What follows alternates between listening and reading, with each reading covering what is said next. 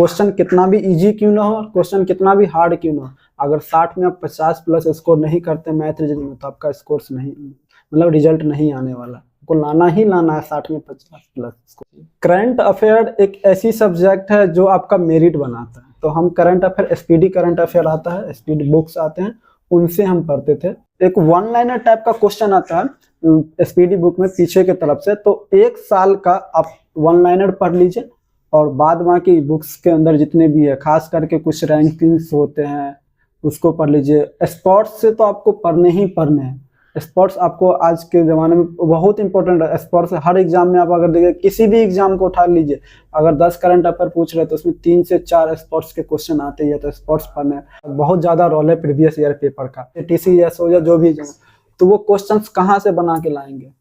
उसके पास इस साल भी एग्जाम लिया, अगले साल भी लेना और आगे भी लेना है, तो वो क्वेश्चंस को कहाँ से बना के लेंगे? तो इसलिए क्योंकि वो प्रीवियस ईयर बार बार डालते रहते। आप CBT 1 में आप पहले तो सिलेबस कंप्लीट जो कर लिए हैं और उसका प्रैक्टिस करते रहिए, जितना ज़्यादा हो सके उतना प्रैक्टिस करिए। और हम तो कर रहे हैं कि सब मतलब घर पे दिन में एक प्रैक्टिस करना है, उस प्रैक्टिस सेट चाहे कोई भी प्रैक्टिस सेट बनाए। एक क्लब चलता है हमारे गाँव में, संस्था है WWSC warriors web student club, उस क्लब से हम जुड़े। उस क्लब में जुड़ने के बाद वहाँ से ऑफलाइन ही तैयारी की, क्योंकि एक ग्रुप डिस्कशन होता है वहाँ पे, मतलब 35, 40, 50 लड़के रहते हैं और एक टाइमिंग सेट हम लोग किए हैं कि इतना बजे से इतना बजे तक, 3 से 5 कोई भी टाइमिंग है, वहाँ पे आके आप ग्रुप स्टडी कर सकते। मेरा रॉ मार्क्स 93 था, CBT 2 में मेरा 93 था, CBT 1 में याद नहीं। खास करके यूपी बिहार के जितने लड़के हैं ना, वो सब मतलब बहुत ब्रिलियंट होते हैं। यूपी बिहार और झारखंड के बहुत ब्रिलियंट लड़के होते हैं। और उनके क्षेत्र में आप अगर पढ़ जाएगा तो हमेशा वो आपको बाहर करके चलेंगे। अब इसलिए कि वो आपको बाहर कर देगा क्योंकि उनका मैथ्स बहुत स्ट्रांग रहता है और वो मेहनती भी ज़्यादा होते हैं और जीके जीएस पे भी बहुत ज़्यादा मेहनत करते हैं। ऐसे स्टूडेंट आपको मिलेंगे कि 40 जीके जीएस में भी वो 35-36 स्कोर करके लेके आ जाते हैं। दोस्तों, आप लोग अगर टेक्स्ट बुक का सब्सक्रिप्शन लेना चाहते हैं तो आप लोगों को दिवाली ऑफर चल रहा है, जिसमें 29 से 31 को आप लोगों को इसमें बिगेस्ट ऑफर में कम प्राइस में मिलेगा। फ्रेंड्स, यदि आप किसी भी कम्पिटिटिव एग्जाम की प्रिपरेशन कर रहे हैं तो उस एग्जाम को क्रैक करने में मॉक टेस्ट और प्रीवियस ईयर क्वेश्चन का बहुत इंपॉर्टेंट रोल होता है। इसलिए मैं आपको रिकमेंड करूंगा कि टेक्स्ट बुक का पास प्रो, इसमें आपको सभी एग्जाम्स के previous year question, mock test, chapter test, section test, subject test और फुल टेस्ट मिल जाता है। इसके साथ ही आपको टेक्स्ट बुक पर एनालिसिस मिल जाती है, आपका स्ट्रॉन्ग और वीक सेक्शन कौन कौन सा है, जिसकी प्रिपरेशन करके आप सक्सेस पा सकते हैं। इसके साथ ही मैं आपको बता दूं कि अभी तक जितने भी सिलेक्टेड लोगों को इंटरव्यू हमारे चैनल पर लिया गया है, उन सभी लोगों ने मॉक टेस्ट और प्रीवियस ईयर क्वेश्चंस को एग्जाम पॉइंट ऑफ व्यू से बहुत ही इंपॉर्टेंट बताया। यदि आप हमारा कोड DOMC यूज करके टेक्स्ट बुक का पास प्रो परचेस करते हैं तो आपको टेक्स्ट बुक पास प्रो का 1 ईयर का सब्सक्रिप्शन 14% एक्स्ट्रा डिस्काउंट के साथ मिल जाएगा। मैं इसका लिंक डिस्क्रिप्शन में डाल दे रहा हूँ, यहाँ से आप क्लिक करके इस ऑफर का लाभ उठा सकते हैं। नमस्कार दोस्तों, आप सभी का डोमिनेट का वीडियो में स्वागत है। दोस्तों, आज की वीडियो में हमारे साथ है अमरजीत जी, जो कि अभी CCTC में पोस्टेड है, और इनसे हम जानेंगे इनकी क्या स्ट्रेटेजी थी। और जो भी बच्चे रेलवे की तैयारी कर रहे हैं उनके लिए ये वीडियो काफ़ी यूजफुल होने वाला है, क्योंकि एक सिलेक्टेड कैंडिडेट से जानना काफ़ी फायदेमंद होता है। चलिए सबसे पहले इनके बारे में जानते हैं। सबसे पहले अपने बारे में बताइए। मेरा नाम अमरजीत कुमार सानी है, पिताजी का नाम लाल सानी है और मैं बिहार के दरभंगा से रहने वाला हूँ। वे CCTC पोस्ट पे हैं। जैसा कि आपने रेलवे के जॉब को चुना, इससे पहले और भी कोई लाइन में जाना चाहते थे या फिर रेलवे में ही जाना चाहते थे? नहीं, शुरुआत में ही रेलवे की तैयारी करते थे। जब मैंने इंटर कर लिया उसके बाद फिर ग्रेजुएशन में जाने के बाद मेरे दोस्तों से पता चला, ऐसे नहीं कि हम डायरेक्ट ट्रेडिंग मतलब तैयारी करना शुरू कर दिया। सबसे पहले जब इंटर किए साइंस से थे, इंटर करने के बाद वहाँ पे थोड़ा सा BCC एग्जाम इंजीनियरिंग के लेकर थोड़ा बीटेक वूटेक करने के लिए पर्पज से वहाँ पे थोड़ा तैयारी करना शुरू किए थे। फिर वहाँ पे थोड़ा तैयारी वहाँ पे अच्छा नहीं हो पाया। फिर दोस्त थे तो फिर बोला कि कंपटीशन करने के लिए आ जाओ। फिर दोस्त के मदद से हम जो है कंपटीशन की तैयारी के अंदर आ गए थे। बेसिकली आपने जो अपनी तैयारी की है वो ऑनलाइन किया है या ऑफलाइन किया है? ऑफलाइन किए थे, और एक क्लब चलता है हमारे गांव में, संस्था है WWSC warriors web student club, उस क्लब से हम जुड़े। उस क्लब में जुड़ने के बाद वहाँ से ऑफलाइन ही तैयारी की, क्योंकि एक ग्रुप डिस्कशन होता है वहाँ पे, मतलब 35, 40, 50 लड़के रहते हैं और एक टाइमिंग सेट हम लोग किए हैं कि इतना बजे से इतना बजे तक, 3 से 5 कोई भी टाइमिंग है, वहाँ पे आके आप ग्रुप स्टडी कर सकते हैं। वहाँ पे स्ट्रेटजी क्या था कि आप टाइमिंग 3 से 5 है, वहाँ पे आइए और पहले 1 घंटा तो जो था वो मैथ की क्लास होती थी। वहाँ पे कोई टीचर नहीं होते थे पढ़ाने वाले, ठीक है, तो वो आपको पहले खुद से घर से पढ़ के आना रहता था। वहाँ पे जो सीनियर्स रहते थे वही टीचर होते थे, जो सीनियर्स होते तो वही आपको जाके बताते थे, और वो पहले एक दिन बोल देते थे कि आपको इस चैप्टर का क्वेश्चन बना के लाना है। अब क्वेश्चन कैसे बनाना है नहीं बनाना वो कुछ नहीं बताते, आपको सिर्फ बोल दिया जाता था कि आप जाइए कोई एक चैप्टर ले, मतलब जो भी चैप्टर वो देते थे इस चैप्टर से आपको क्वेश्चन बना के आना है। हाँ, उसमें आपको कुछ भी प्रॉब्लम्स हो तो आप अगले दिन नेक्स्ट दिन आके आप पूछ सकते, तो जो सीनियर्स होते थे वो बोर्ड के जाके बताते थे पहले 1 घंटे। कहीं ना कहीं जैसे आपने कहा कि आप लोग ग्रुप में पढ़ाई करते थे, ग्रुप का क्या रोल है, ग्रुप स्टडी? ग्रुप स्टडी का बहुत रोल होता है तैयारी में, आपके तैयारी में, क्योंकि आप जो सीखते हैं, मतलब आप खुद से जो पढ़ते हैं और ग्रुप में जो पढ़ते हैं उसमें बहुत अंतर होता है, क्योंकि वहाँ पे अलग अलग तरह के स्टूडेंट होते हैं। किसी का आईक्यू लेवल बहुत ज़्यादा होता है, किसी का आईक्यू लेवल बहुत कम होता है, हर एंगल से मतलब स्टूडेंट सब रहते हैं। और आप किसी क्वेश्चंस को, मतलब कोई एक क्वेश्चंस आप बना रहे हैं और आप उसको अपने तरीके से बनाते हैं, तो आप उसको हो सकता है कि आप लेंदी प्रोसेस कर लेंगे, ठीक।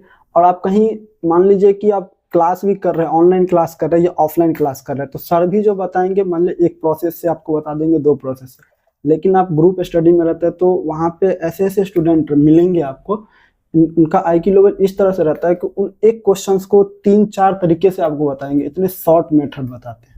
तो वो होता है। और ग्रुप में पढ़ने का एक भी ये भी फायदा होता है कि अगर आप जब स्टडी करते रहते हैं तो आप सोचते रहते हैं कि इससे आगे निकलना है, उससे उसको पीछे करना है, उसको पीछे करना है, तो उसके पीछे कैसे करेंगे, एक स्ट्रैटेजी बनानी पड़ती है पीछे करने के लिए, मेहनत करेंगे, उससे सीखेंगे।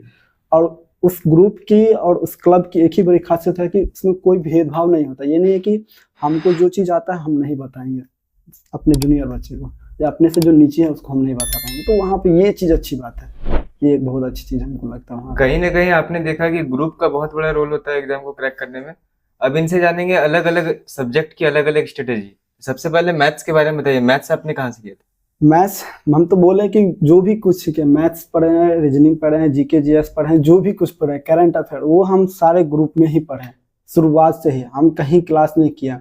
हाँ, क्लास किए हैं यूट्यूब पे, ऐसे नहीं है कि मतलब आप बच्चे खुद अपने आप जान जाएंगे। यूट्यूब पे क्लास करते थे, कोई भी सर रहते थे यूट्यूब पे, जैसे कोई भी चैप्टर उठा लेते थे, क्षेत्रफल का कोई चैप्टर अगर नहीं आता तो उसको यूट्यूब पे देखते थे, उसका बेसिक चीज। तो सबसे पहला काम किसी भी स्टूडेंट को है, अगर मान लीजिए वो ग्रुप में स्टडी कर रहे हैं या कहीं कोचिंग कर रहे हैं, तो उनकी बेसिक चीज़ों को जानें, क्योंकि जब तक आप बेसिक चीज़ों को नहीं जानेंगे आपको स्कोर नहीं कर पाएंगे। और ग्रुप में लगाने से भी फायदा है, क्योंकि हम पहले जब शुरू किए थे तो वहाँ पे टेस्ट सीरीज चलता था ग्रुप में, मतलब होता है क्लब में कि 2 दिन हम लोग का टाइमिंग रखा था टेस्ट सीरीज का, एक बुधवार को टेस्ट सीरीज चलता था और एक संडे को टेस्ट सीरीज चलता था। तो जब टेस्ट हम दिए थे तो उसमें स्कोर मेरा मतलब 25-26 करके पहले टेस्ट में सीरीज आया। तो फिर हमने सीनियर से पूछा कि मेरा स्कोर कैसे बढ़ेगा, तो उन्होंने क्या कि देखो यहाँ पे हम जो बता रहे हैं आपको डायरेक्ट पूरा चैप्टर के बारे में कोई बोर्ड पे आके आपको बताएगा नहीं, आपको क्वेश्चंस क्या प्रॉब्लम है वो आप आके पूछिए। तो उसके लिए आप क्या होगा, आप घर पे जाइए किसी भी टीचर्स का देख लीजिए। तो हम जाते थे किसी भी टीचर्स का सर्च करते थे जो पहले नंबर पे, या किसी जिसका अच्छा लगता था उसको हम देखते थे कि उसका प्रोसेस क्या है, बेसिक्स क्या है, वो हम बेसिक्स वहाँ से सीखते थे। उसके बाद उस चैप्टर के अंदर जाते थे बनाते थे क्वेश्चंस, जो हार्ड लगता था जो नहीं बनता था उस सीनियर से पूछते थे, बताते थे। जैसे कोई बच्चा अगर रेलवे की तैयारी कर रहा जी। है, उसको मैथ्स के लिए कौन सा बुक सजेस्ट करना चाहेंगे आप? मैथ्स के लिए RS अग्रवाल सजेस्ट करना चाहेंगे। जो शुरुआती में शुरू कर रहे हैं, सबसे नीचे 0 लेवल से शुरू करना चाहते हैं तो RS अग्रवाल से शुरू करें, RS अग्रवाल बनाए। अगर RS अग्रवाल को पहली बार बनाएंगे ना, तो पहली बार बनाने में उसको मतलब पहली बार बनाएंगे तो उसका 20 से 30% ऑटोमेटिक है जो क्वेश्चंस बन जाएंगे। क्योंकि जो भी लड़के कंपटीशन की तैयारी करने के लिए आएंगे तो वो जरूर है कि 10th 12th इंटर करने के बाद ही ज़्यादातर आते हैं, और इंटर तक पढ़े हैं तो उसको प्लस माइनस गुना भाग जोड़ घटाव गुना लाभ हानि परसेंटेज ये सब नॉर्मली चीज़ है जो आते ही होंगे। और बहुत सारे ऐसे स्टूडेंट भी होते हैं जिनको ये सब भी नहीं आते, होते हैं ऐसे स्टूडेंट जिनको गुना करने में भी प्रॉब्लम होता है, बहुत सारी चीज़ों में प्रॉब्लम होता है। तो उनके लिए यही कहेंगे कि RS अग्रवाल खरीदेंगे। और किन्हीं अगर सेल्फ स्टडी करते हो तो सेल्फ स्टडी, ग्रुप स्टडी करते हो तो ग्रुप स्टडी, नहीं कहीं ऑनलाइन क्लास करते हो तो कहीं ऑफलाइन क्लास करते हैं। तो चैप्टर बाय चैप्टर बनाए, चैप्टर बाय चैप्टर बनाएं, और जो प्रॉब्लम है जो वहाँ के सीनियर से जो टीचर है उनसे पूछें। और जैसे कोई टॉपिक में अगर प्रॉब्लम होता था कोई क्वेश्चन में, तो आप यूट्यूब का भी सहारा लिए थे क्या? हाँ, यूट्यूब का देखिए, यूट्यूब का भी सहारा लेते थे, गूगल का मैथ्स भी के लिए स्पेशल लिए थे क्या? एकदम लिए थे, यूट्यूब का भी लेते थे और गूगल का भी सहारा लेते थे। मतलब होता था क्या कि जिस दिन संडे को टेस्ट होता था या बुधवार को टेस्ट होता था, टेस्ट लगाते थे, तो उसमें मेरा स्ट्रेटजी क्या था कि 30 क्वेश्चन 25 क्वेश्चन जो भी मैथ के आते थे, तो हम मैथ्स में देखते थे कि मेरा कौन सा मैथ सही हो रहा है, तो देखते थे कि मेरा 25 में 10 मैथ सही हुआ है, बाद की 15 मैथ गलती है। तो अब मुझे 15 मैथ्स कैसे बनेंगे, कैसे इसको सॉल्यूशन होगा, यही क्वेश्चन अगर नेक्स्ट टेस्ट में आ जाए तो मैं क्या करूंगा, इसको बना पाऊंगा कि नहीं बनाऊंगा। तो उस 15 क्वेश्चन को पहले तो मैं खुद से गूगल करता था, उसको गूगल टाइप, आप क्वेश्चन को हुबहू गूगल टाइप कर दीजिए, आप सर्च कर दीजिएगा तो आपको टेक्स्ट बुक या डाउटनट ऐप आता है, उस पर आपको सॉल्यूशन मिल जाएंगे। और सॉल्यूशन को हम देखते थे कि वो किस तरह से टीचर्स बता रहे हैं, क्या प्रोसेस जा रहा है, उस प्रोसेस को नोट करते थे। उसमें भी कुछ समझ में नहीं आता था, क्योंकि शुरुआत में आप कोई भी हाई लेवल का देखेंगे तो वो यूट्यूब पर, और कोई भी विद्यार्थी हो यूट्यूब पर बता रहा हो, और सामने से कोई स्टूडेंट या सामने से कोई टीचर या सीनियर्स आपको बता रहा हो, तो जो सामने से बता रहा है ना, उससे आपको ज़्यादा क्लियर होता है। क्योंकि वहाँ पे आप जो थोड़ा थोड़ा, मतलब हो सकता है कि यूट्यूब पर जो बता रहा है आपके अंदर की पूरी बातों को क्लियर नहीं कर सकता, वो तो बताते जा रहा है, और आपके अंदर में वहाँ बताने के बीच में कुछ क्वेरी आ जाए तो आप पूछ नहीं सकते। लेकिन वही चीज़ सामने से कोई बता रहा है और आपके अंदर कोई क्वेरी आ रहा है तो आपको क्लियर हो जाए। तो यूट्यूब का भी सहायता लिए हैं और गूगल का भी बहुत सहायता लिए हैं। जैसा कि मैथ्स में बहुत आपने ट्रिक का यूज किया था क्या? ट्रिक का कोई रोल है क्या? ट्रिक का एकदम बहुत रोल है, बहुत जगह रोल होता है ट्रिक का, ऐसा नहीं है। क्योंकि जब कंपटीशन की तैयारी करने हैं तो आप लेंदी प्रोसेस से कभी नहीं जा सकते। लेंदी प्रोसेस से जैसे ही जाएंगे आपका टाइम लैप्स होगा, आप पूरा क्वेश्चन अटेम्प्ट नहीं कर पाएंगे वहाँ पे। और हमको हो सकता है कि देखिए, हो सकता है कि 100 क्वेश्चन आ रहे हैं, आपने मतलब बनाते जा रहे हैं लेंदी प्रोसेस से, और आप 70 क्वेश्चन तक पहुँचे और उसमें आप 50 क्वेश्चन बनाए, और बाद के 30 क्वेश्चन के लिए आपके लिए टाइम ही नहीं बचा। और जब आपका आंसर की आएगा और आंसर की चेक करेंगे या रिजल्ट आएगा, उसमें देखेंगे कि आपके बाद के 30 क्वेश्चन तो बहुत आसान थे, वो हमसे बन जाते। तो ट्रिक्स बहुत मायने रखता है तैयारी के अंदर में, क्योंकि आपको ट्रिक्स समय बचाती है, बहुत समय बचाती है ट्रिक्स। अगर कोई नया बच्चा है जो रेलवे की तैयारी कर रहा है या एनटीपीसी के कोई भी एग्जाम रेलवे की हो, तो उसको मैथ्स में कितना समय देना चाहिए एक दिन? अभी जो भी नए बच्चे शुरुआती, क्योंकि कोई भी स्टूडेंट है, कोई भी दुनिया का कोई स्टूडेंट है जो मैथ्स पढ़ने बैठेंगे ना, एक मतलब जिस बन रहा है 2-4 क्वेश्चन तक वो बनाएंगे, उसको मन लगेगा। और जैसे ही नहीं बनना रहेगा, नहीं एक क्वेश्चन नहीं बना, 2 क्वेश्चन नहीं बना, 3 क्वेश्चन नहीं बना, उसको छोड़ के वो छोड़ ही देते हैं। तो मतलब सब स्टूडेंट का यही होता है कि अब नहीं बन रहा, इसमें मन ही लगेगा, छोड़ देते हैं, दूसरा सब्जेक्ट पढ़ते हैं या दूसरा देखते हैं। तो कोई बात नहीं, छोड़ देते हैं, फिर आप दूसरा सब्जेक्ट पढ़िए, उसके बाद फिर उस मैथ्स को बनाने की कोशिश करिए। क्योंकि हम भी बनाते थे, तो जब नहीं बनता था ना तो छोड़ देते थे, मतलब नहीं बन रहा है, कैसा क्वेश्चन आ गया है, मन ही नहीं लगता है। और जब बनने लगेगा ना तो बनाते बनाते आप हो सकता है कि एक दिन में 100 क्वेश्चन सॉल्व कर दीजिएगा एक बार बैठ के। तो वो स्टूडेंट के ऊपर भी डिपेंड करता है कि बन रहा है कि नहीं बन रहा, और उसके मन के ऊपर भी डिपेंड करता है कि उसको रुचि किस में ज़्यादा है। क्योंकि किसी स्टूडेंट को मैथ्स में ही ज़्यादा रुचि रहते बनाने में, किसी को जीके जीएस में रहता है, किसी को मैथ रीजनिंग में रहता है, किसी को करंट अफेयर में रहता है। तो मेरा तो सबसे ज़्यादा रुचि रहता था, मतलब मैथ्स में ही रहते थे और जीके जीएस में रहते थे। तो शुरुआत में जो भी शुरू कर रहे हैं स्टूडेंट, जो भी शुरू कर रहे हैं, तो शुरू में 2 घंटा कम से कम मैथ्स पे दे, शुरू में पढ़ रहे हैं तो। क्योंकि 2 घंटा में जरूर है कि वो 7 से 8, 9, 10 क्वेश्चन सॉल्व करेंगे ही करेंगे, चाहे उसको बनता है या नहीं बनता है। आप जो नहीं बन रहा उसको नोट डाउन कर लीजिए, अगले दिन सर हो या टीचर हो या सीनियर्स जो भी हो जहाँ पढ़ते हैं वहाँ पर जाके उसको पूछिए। लेकिन शुरुआत है कम से कम 2 घंटा आप मैथ्स पे देना चाहिए स्टूडेंट को। अब रीजनिंग के बारे में बताइए। रीजनिंग देखिए, एक ऐसा सब्जेक्ट है जो आपको भी आते होंगे, हमको भी आते होंगे, और जो शुरुआत में आते हैं ना, लगभग 40 से 45, मतलब 40 से 50% ऐसे रीजनिंग होते हैं जो आपको ऑटोमेटिक आते ही हैं, बस शुरुआत में उसको समझ नहीं पाते हैं कि इसको बनाने का तरीका क्या है। तो एक बार जो है आप पूरे रीजनिंग का तरीका, बनाने का तरीका आप समझ लें, और जितना ज़्यादा प्रैक्टिस करेंगे रीजनिंग में, खास करके रीजनिंग में जितना ज़्यादा आप प्रैक्टिस करेंगे उतना आपका टाइम बचेगा। क्योंकि रीजनिंग में होता है कि एक लॉजिकल क्वेश्चन है, और जितना ज़्यादा आप प्रैक्टिस करेंगे उतना ज़्यादा आपको लॉजिक लगते जाएगा। तो एक हम रीजनिंग के बुक के लिए दीपक कुमार का बुक आता उसका यूज किए थे, तो उसका पूरा रीजनिंग आप बना लीजिए, वो पूरा क्लियर हो जाएगा। तो वो रीजनिंग में भी आप 2 से 3 घंटा, 1 भी घंटा आप घर पे देते हैं प्रैक्टिस करने में तो काफ़ी है रीजनिंग में। और रीजनिंग का जो लेंदी क्वेश्चन होता है, जो सीटिंग अरेंजमेंट, कुछ क्वेश्चन सीटिंग अरेंजमेंट का होता है, सैलोलिज्म का होता है, तो वो सब नहीं बनते, वो सब समझ में नहीं आता। लेकिन जो चीज़ बनने वाला एक्चुअली में, बहुत सारे ऐसे चैप्टर है जो आप बिना पढ़े भी, आप कोई भी बच्चा आएगा और बिना पढ़े एक बार उसको प्रोसेस बता दिया जाएगा, हाँ इस प्रोसेस से बनता है, तो उस प्रोसेस से ऑटोमेटिक बन। तो सबसे पहले रीजनिंग में जो है वो प्रोसेस जानना है कि आखिर बनता कैसे है, लॉजिक लगाना कैसे है, किस तरह से है। तो वो जो भी टीचर है, सर है सब या सीनियर है, उससे पूछ सकते हैं, फिर बना सकते हैं। मतलब बेसिक लॉजिक चाहिए। बेसिक लॉजिक चाहिए, एडवांस लॉजिक कुछ नहीं। हाँ एडवांस लॉजिक है, आगे के कुछ ऐसे चैप्टर है 5-6 चैप्टर जो उसमें एडवांस लॉजिक है, पढ़ना पड़ता है। ऐसा नहीं है कि रीजनिंग को भी नहीं पढ़ना पड़ता, पर हल्के में ले सकते हैं, क्योंकि रीजनिंग ही तो हर एग्जाम में है, आपका स्कोर बढ़ाते हैं। क्योंकि रीजनिंग में जब आप स्कोर नहीं करिएगा तो आपका स्कोर नहीं बढ़ेगा, क्योंकि रीजनिंग अगर 30 क्वेश्चन आ रहा है, वहाँ पे आपका 20 स्कोर रहा है तो आपका रिजल्ट नहीं बनेगा। क्योंकि ऐसे ऐसे स्टूडेंट है जो 30 में 30 स्कोर करते हैं। रीजनिंग को बहुत मायने रखता है, रीजनिंग भी बहुत मायने रखता है एग्जाम। जैसा कि आपने कहा रीजनिंग और मैथ एनटीपीसी के एग्जाम में बहुत बड़ा रोल अदा करता है, तो इसमें जैसे क्या सेफ स्कोर होना चाहिए 60 मार्क्स में मैथ और रीजनिंग में लगे? मैथ रीजनिंग में सेफ स्कोर किसी भी एग्जाम को लेकर देखिए, अगर कोई भी एग्जाम आ जाए, खासकर हम रेलवे की बात करें, रेलवे की ही तैयारी की है, तो रेलवे में 50 प्लस स्कोर सेफ रहेगा। अगर 60 में 50 प्लस नहीं आते तो आप रिजल्ट का अनुमान नहीं लगा सकते, आपका रिजल्ट नहीं आने वाला।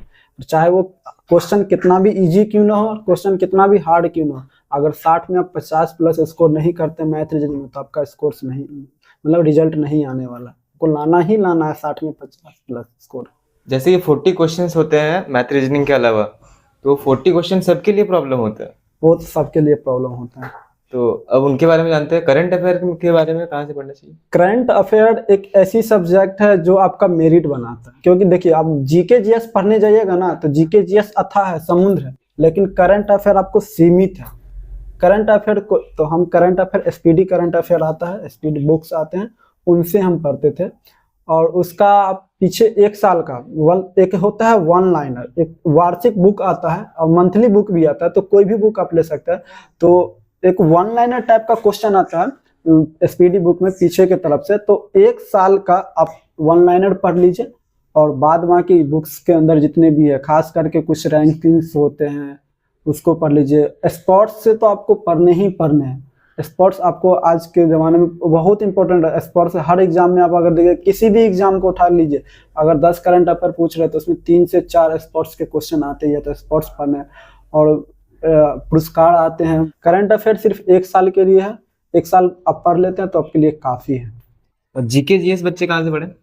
जीके जीएस के लिए हम यूज किए हैं सिर्फ लुसेंट, ज़्यादातर हम मतलब ज़्यादातर तो हम लुसेंट पढ़े हैं, और 1-2 बुक भी और से हमारे सीनियर सजेशन किए थे कि एसपीडी का आता है वन लाइनर एसपीडी का आता है, तो आप वन लाइनर पढ़िए। जीके जीएस जो है हम तो मतलब लुसेंट से ही पूरा पढ़े हैं, जितना पूरा लुसेंट का हम पढ़ लिए थे। और लुसेंट में आपको कुछ ऐसे क्वेश्चन हैं जो आपको एसपीडी में नहीं मिलेंगे, लेकिन एसपीडी का कुछ ऐसे क्वेश्चन है, कुछ ऐसे क्वेश्चन आते हैं जो आपको लुसेंट में नहीं मिलता है। तो उसमें सबसे पहले क्या है कि आप लुसेंट को पूरा क्लियर कीजिए, चैप्टर बाय चैप्टर। इतिहास को अलग पढ़िए, भूगोल को अलग पढ़िए, संविधान को अलग पढ़िए, और सबसे बड़ा रोल तो संविधान का है। संविधान एक ऐसा चैप्टर है ना, जो संविधान एक तरह से मैथमेटिकली यूज होता है, मैथमेटिकली आपका रोल निभाता है। अगर संविधान से क्वेश्चंस देखेंगे ना, तो उसमें स्टूडेंट कभी गलती नहीं करेंगे। जिस तरह से मैथ्स में क्वेश्चन स्टूडेंट जो है गलत नहीं करते हैं ना, उसमें अगर मैथ्स के 30 क्वेश्चन आते हैं तो उसमें 30 में 28, 29, 30, 27, 26 करते हैं।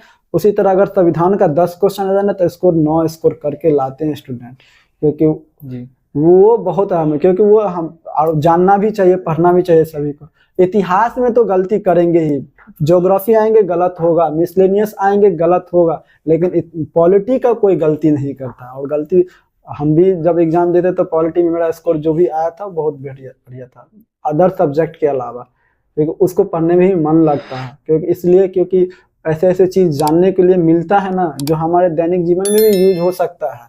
पॉलिटी एक ऐसा चीज़ है। एग्जाम में प्रीवियस ईयर पेपर का क्या रोल है? बहुत ज़्यादा रोल है प्रीवियस ईयर पेपर का। TCS हो या जो भी जाए, तो वो क्वेश्चंस कहाँ से बना के लाएंगे? उसके पास इस साल भी एग्जाम लिया, अगले साल भी लेना और आगे भी लेना है, तो वो क्वेश्चंस को कहाँ से बना के लेंगे?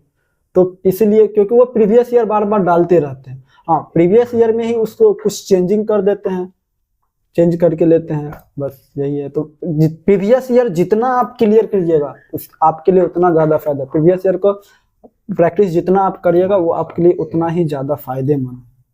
और मॉक टेस्ट का क्या रोल है एग्जाम में? मॉक टेस्ट का रोल बहुत अहम है। वैसे हम जो है बेसिकली घर पे जो हम तैयारी करते थे ग्रुप में, उसमें मॉक टेस्ट नहीं देते थे हम। सिर्फ वो आपको बताया कि बुधवार को और संडे को, रविवार को जो 2 टेस्ट चलते थे, उसी 2 टेस्ट को हम लोग प्रेफर करते थे, क्योंकि वहाँ पे स्टूडेंट ऐसे ऐसे आते थे जो 120 नंबर NTPC का जो हम लोग होता है 120 में 100 क्रॉस करते थे। और आज के डेट में वो स्टेशन मास्टर है, गुड्स गार्ड है, बने हुए हैं, सभी अपनी अपनी जगह पोस्टिंग में है, हमारे बैच के सभी लड़के, तो उनसे कॉम्पिटिटर करते थे। तो मॉक टेस्ट हम लोग जो भी लड़के थे ग्रुप में मॉक टेस्ट कभी नहीं दिए सिर्फ। हाँ, लेकिन मॉक टेस्ट का अहम रोल है। एग्जाम से आप 3 महीना पहले या 2 महीना समझिए कि एग्जाम आने वाला, तो आप मॉक टेस्ट शुरू कर दीजिए। ऑनलाइन कोई प्लेटफॉर्म सजेस्ट करना चाहेंगे तो मॉक टेस्ट के लिए? ऑनलाइन टेक्स्ट बुक बहुत बढ़िया भी देते हैं, टेक्स्ट बुक सबसे बढ़िया।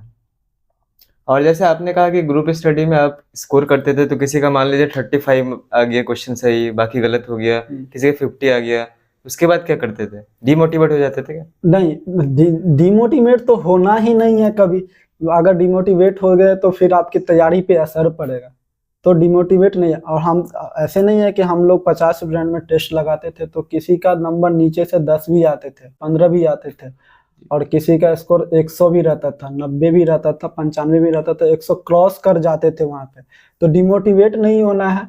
आप जो भी टेस्ट लगाते, चाहे आप ग्रुप में टेस्ट लगाइए, किसी कोचिंग पे आप पढ़ रहे हैं वहाँ टेस्ट लगाइए, या ऑनलाइन टेस्ट लगाइए। हमारा तो कहना है कि सबसे बेहतर अगर आप एक ग्रुप में टेस्ट लगाते तो वो सबसे बढ़िया चीज़ है। आप CBT 1 में आप पहले तो सिलेबस कंप्लीट जो कर लिए हैं, और उसका प्रैक्टिस करते रहिए, जितना ज़्यादा हो सके उतना प्रैक्टिस करिए। और हम तो कह रहे हैं कि सब मतलब घर पे दिन में एक प्रैक्टिस करना है, उस प्रैक्टिस सेट चाहे कोई भी प्रैक्टिस सेट बनाए। और ज़्यादातर तो फॉलो हम प्लेटफॉर्म के प्रैक्टिस सेट को करते थे, तो प्लेटफॉर्म का कर लीजिए।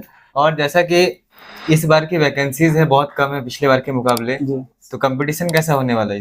कंपटीशन तो बहुत तगड़ा होने वाला है, क्योंकि बहुत कम वैकेंसियाँ हैं। अब टाइपिंग के बारे में बताइए, टाइपिंग को कैसे करना है? मतलब कितना दिन पहले करें? टाइपिंग हम तो कह रहे हैं कि जो शख्स तैयारी कर रहे हैं और जॉब लेना चाहते हैं, तो हमारे हिसाब से तो शुरू से ही थोड़ा थोड़ा टाइपिंग करना शुरू करें। टाइपिंग के लिए आपको कुछ ज़्यादा खर्चा नहीं पड़ता। आप आज की डेट में जो भी स्टूडेंट तैयारी कर रहे हैं सबके पास एंड्रॉयड फ़ोन है। 200-250 रुपये का एक कीबोर्ड आएगा, कीबोर्ड खरीद लीजिए। मोबाइल में ऐप आता है, ऐप डाउनलोड करके कीबोर्ड पे थोड़ा थोड़ा टाइपिंग करते रहिए, क्योंकि टाइपिंग भी बहुत अहम रोल रहता है। मतलब बहुत सारे ऐसे भी स्टूडेंट देखे हैं जो जिनका तैयारी तो बहुत अच्छा है, बहुत अच्छा, और टाइपिंग वो नहीं कर पाते, टाइपिंग में फेल होता है, टाइपिंग की वजह से उनका जॉब नहीं होता। तो जब आप वैकेंसी आया, फॉर्म भरा है, तो आपको तो जॉब लेना है ना। तो जॉब लेने के लिए क्या होना चाहिए? हर चीज आपको 100% होना चाहिए, तैयारी हर चीज का होना चाहिए। ये नहीं कि आप CBT 1 CBT 2 क्लियर कर लिया और आपके बाद कंप्यूटर टाइपिंग टेस्ट हो रहा है, टाइपिंग में आप फेल हो रहे, आप ये फिर ये कहिएगा कि मेरा तो स्कोर बहुत अच्छा था, टाइपिंग की वजह से मेरा नौकरी नहीं हुआ, काश टाइपिंग रहता। तो काश क्यों कह रहे हैं? तैयारी क्यों नहीं किए? शुरू जब फॉर्म भरे आप सब चीज तो पढ़ रहे हैं, 15-20 मिनट आधा घंटा निकाल के मोबाइल पे आप रील्स देखते हैं, मोबाइल पे फेसबुक चलाते, व्हाट्सएप चलाते, कुछ भी आधा घंटा आप टाइपिंग भी तो कर सकते हैं। शुरुआत से ही टाइपिंग करेगा तो आपका सोचिए कि आपका टाइपिंग स्पीड क्या हो जाए। आधा घंटा आप टाइपिंग पे दे दीजिए ना, दिन में कभी भी आप दे दीजिए, उस पर खर्चा भी नहीं है ज्यादा। आपका 250-300 का कीबोर्ड आएगा, मोबाइल आपके पास है ही, ऐप डाउनलोड कीजिए और टाइपिंग का टेस्ट देते रहिए उस पर आधा घंटा। तो ये नहीं कहेंगे कि हाँ रिजल्ट आ गया उसके बाद आप तैयारी करो, CBT 1 रिजल्ट आ गया, CBT 2 रिजल्ट आ गया, अब टाइपिंग टेस्ट होने वाला है, रिजल्ट आने के बाद आप टाइपिंग शुरू करें। हो सकता है कि उस जल्दबाजी में आप कुछ सीख ना पाए, कुछ जल्दबाजी में कुछ मिस्टेक हो तो सकता है कि जल्दबाजी में आपको 100% आप नहीं कर सकते अपना तैयारी, मतलब टाइपिंग को आप 100% नहीं बना सकते। उस चीज को काहे आप छोड़ के चल रहे हैं? क्योंकि वो भी तो आपके तैयारी का ही तो भाग है, तैयारी का अहम रोल तो वो भी है। क्योंकि उस स्टेप में अगर आप छट जाते तो पूरा स्टेप छट जाते हैं, आपको नहीं देखा जाएगा कि आप पीछे 100 स्कोर करके आए कि 80 स्कोर करके आए, वो थोड़ी देखने जाएगा कि आपको कितना स्कोर आया बोर्ड, वो देखा टाइपिंग टेस्ट पास है कि नहीं। एक बार सैलरी के बारे में अपने बता दीजिए। मेरा बेसिक पे 21,700 और ग्रेड पे 2,000 है, और डीए हुए सब मिला उला के अप्रोक्सीमेटली 40,000 के आसपास। अब जो भी बच्चे रेलवे की तैयारी करें, एक बार फाइनल मोटिवेशन के लिए कुछ बोल दीजिए बच्चों को जो फॉर्म फिलअप किए हैं वो तैयारी के लिए कुछ। जो भी बच्चे फॉर्म भरे हैं, तैयारी करने में लगे हैं, तो वो पूरे मेहनत से तैयारी करें, दिल लगा के तैयारी करें। और तैयारी कर रहे हैं ना, तो आप एंजॉय को भी मत पीछे छोड़िए, क्योंकि आपका जो एंजॉयमेंट है वो भी आपको तैयारी में बहुत ज्यादा हेल्प करते हैं। हो सकता है कि आप पार्टी वार्टी में भाग नहीं लेते, मतलब होता है कि दोस्तों में एक पार्टी होता है, चलो करते हैं, तो बीच बीच में आप वो सब भी करते रहिए, क्योंकि हर चीज आपके दिनचर्या का मतलब आपके जीवन का भाग है। और वो सब चीज करते हैं ना, तो आपका मतलब माइंड आपका रिफ्रेश हो जाता है। कभी होता है कि आप टेस्ट लगा रहे हैं, मतलब पढ़ रहे हैं टेस्ट लगा रहे हैं, और आपका स्कोर बढ़ रहा है, कभी बढ़ रहा है कभी घट रहा है, मन नहीं लग रहा, तो आप बीच बीच में एक पार्टी भी कर सकते हैं, जिससे कि आपका माइंड पूरा रिफ्रेश हो जाए। इससे आपको बहुत बढ़िया लगा। All the best. तो दोस्तों आपने देखा अमरजीत जी का वीडियो जो कि सीसीटीसी के पोस्ट पे सेलेक्टेड है। आई होप आप लोगों को ये वीडियो में बहुत कुछ सीखने को मिला होगा, और अमरजीत जी का बहुत बहुत धन्यवाद चैनल में समय देने के लिए। Thank you so much.